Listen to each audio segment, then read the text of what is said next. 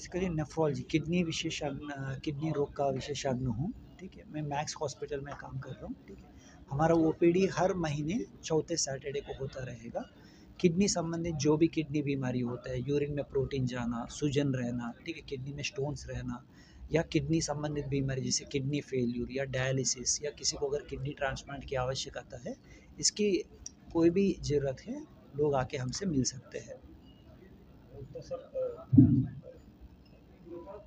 चौथे सैटरडे हर कहाँ चौथे बैठे सैटरडे कहाँ? सिनर्जी हॉस्पिटल में 11 बजे से लेके 2 बजे के बीच में मैं उपलब्ध रहूँगा। किसी मरीज को अगर परखना हो, अगर वो किडनी से लगे, क्या लक्षण होते हैं? सबसे अर्लीस्ट सिम्टम्स जो किडनी बीमारी का होता है, पैरों में सूजन आना, या बार बार रात में यूरिन के लिए उठना, ठीक है, भूख नहीं लगना, वेट लॉस होना, ये अर्लीस्ट साइंस होने का चांसेस है। ठीक है, सबसे ज़्यादा जो लक्षण होते हैं पैरों में सूजन आना, बार बार पेशाब के लिए उठना रात में, ये अर्लीस्ट साइंस है।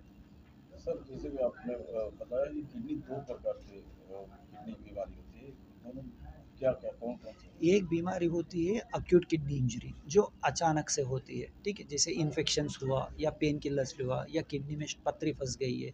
ये बीमारियां अचानक से होते हैं, मतलब मरीज को लंबी समय से किडनी बीमारी नहीं रहा होगा, अचानक से हो। ये बीमारियों का राइट टाइम पे इलाज करने से किडनी पूरी तरीके से नॉर्मल हो सकता है।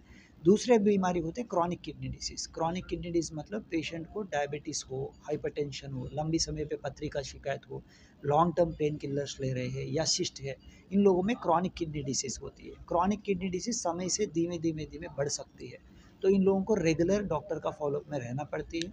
अपना शुगर को, बीपी को, ये सब चीज़ों को कंट्रोल पर रखनी पड़ती है। लो प्रोटीन डाइट लेना है, एक्सरसाइज करना है, ये सबसे किडनी बीमारी हम स्टेबलाइज कर सकते हैं। ये सब चीज़ों करने के बावजूद भी अगर पेशेंट का किडनी बीमारी बढ़ रही है, तो उन लोगों को डायलिसिस या रीनल ट्रांसप्लांट की जरूरत पड़ सकती है। जो ट्रांसप्लांट कर रहे हैं आप, तो इसमें कैसे मतलब किस तरह का उसमें होना चाहिए? क्या मदर फादर या फिर इस तरह का बाहर भी है? सी जो अभी तक लीगली एक्सेप्टेड डोनर्स है, वो mother, father, grand mother, grand father, बहन या भाई, वाइफ, ये लीगली एक्सेप्टेड डोनर्स है। ठीक है, इन लोग को हम लोग स्ट्रेट अवे परमिशन लेके सारे जांच इन लोगों का करके हम ट्रांसप्लांट करते हैं। इस पर दो तरीका ट्रांसप्लांट होते हैं, एक ब्लड ग्रुप कंपैटिबल, दूसरा होता है blood group incompatible. Blood group compatible मतलब जहाँ डोनर एंड पेशेंट का ब्लड ग्रुप मैच होती है। ब्लड ग्रुप इनकम्पैटिबल मतलब जहाँ दोनों का ब्लड ग्रुप मैच नहीं हो रही है। ठीक है, तो इन लोगों में भी दोनों ब्लड ग्रुप कंपैटिबल या इनकम दोनों में ट्रांसप्लांट हो सकता है। ब्लड ग्रुप इनकम्पैटिबल ट्रांसप्लांट में थोड़ा कॉस्ट भी बढ़ जाती है, थोड़ा रिस्क भी ज़्यादा रहता है। ठीक है, इसीलिए हम लोग यूजुअली जितने भी डोनर्स देना चाहते हैं उन लोग का पहले ब्लड ग्रुप चेक करते हैं, उसके बाद फैमिली मेम्बर्स को काउंसिल किया जाता है, देन उनके लिए बेस्ट डोनर जो हो सकता है वो हम लोग सेलेक्ट करते हैं।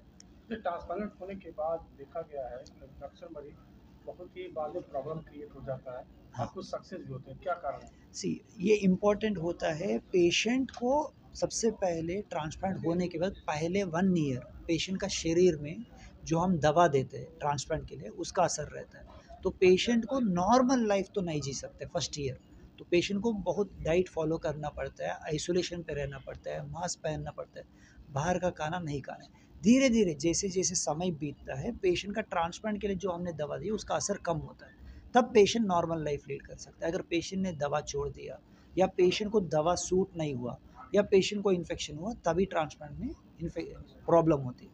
अदरवाइज जो पिछला मैंने 75 ट्रांसप्लांट्स अभी तक किया है, उस पर ऐसे मेजर कॉम्प्लिकेशन किसी को नहीं हुआ है। एक या दो पेशेंट में ट्यूबरक्लोसिस हुआ है, जिनके वजह अगर पेशेंट अपना डाइट फॉलो करते हैं, रेगुलरली नेफ्रोलॉजिस्ट को दिखा रहे हैं, टाइम पे दवा ले रहे हैं, जो प्रिकॉशंस हम बता रहे हैं, ये सब अगर पेशेंट लेते हुए डॉक्टर को दिखा रहे हैं, ट्रांसप्लांट बहुत अच्छा है डायलिसिस से कंपेयर करेंगे तो। लाइफ कितनी रहती है? लाइफ का जो अगर 100 पेशेंट का हम लोग ट्रांसप्लांट करते हैं, ठीक है, तो उस पर 10 साल के बाद भी 80% लोग जिंदा रह सकते हैं।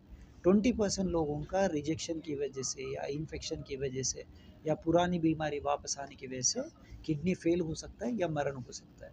ये अगर आप डायलिसिस से कंपेयर करेंगे, 100 पेशेंट, इसी 100 को अगर आप डायलिसिस पे रखेंगे, 10 साल के बाद 40% पेशेंट्स जिंदा रहते हैं, 60 पेशेंट्स का मरण होने का चांस होता है।